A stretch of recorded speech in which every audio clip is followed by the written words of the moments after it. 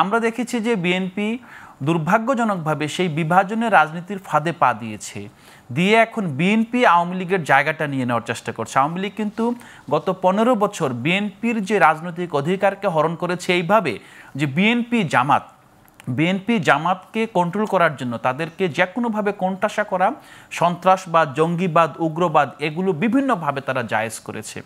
এই জায়গায় দেখেন এখন বিএনপি কি করছে, আওয়ামী লীগ যেভাবে বিএনপি জামাতকে আপনার ট্যাগ করেছিল, এখন বিএনপি চেষ্টা করছে যে এনসিপিকে কিভাবে জামাতের সাথে ট্যাগ করা যায়। এই যে একটা ফ্রেমিংটার মাধ্যমে কিন্তু আবার যেটা বিভাজনের রাস্তা তৈরি করা হচ্ছে। কিন্তু আমরা কি কখনো বলেছি যে আমরা ডানপন্থী রাজনীতি করব?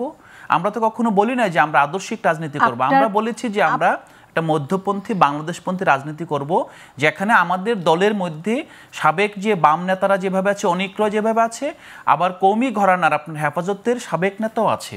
আমরা সবাইকে অ্যাকোমোডেট করে একটা দল বানানোর চেষ্টা করছি। আপনি আমাকে ঠেলে দিতে চাচ্ছেন ডানপন্থার সাথে কিংবা একটা সাইডে, কেন? বিভাজন তো আপনারাও করছেন। আপনি এইমাত্র বললেন যে বিএনপি এখন আওয়ামী লীগের মতো হচ্ছে, যেটা আমরা এটা আমি যেটা বলছি, দেখেন আমি বলছি যে আওয়ামী লীগ যেভাবে ফ্রেমিং করেছিল যে আপনি যদি স্বাধীনতা, সার্বভৌমত্ব অথবা স্বাধীনতার সপক্ষ শক্তি আওয়ামী লীগ, আর আওয়ামী লীগের বাইরে যারা যাবে তারা স্বাধীনতার বিপক্ষ শক্তি, কেন জামাত ইসলাম সাথে আছে।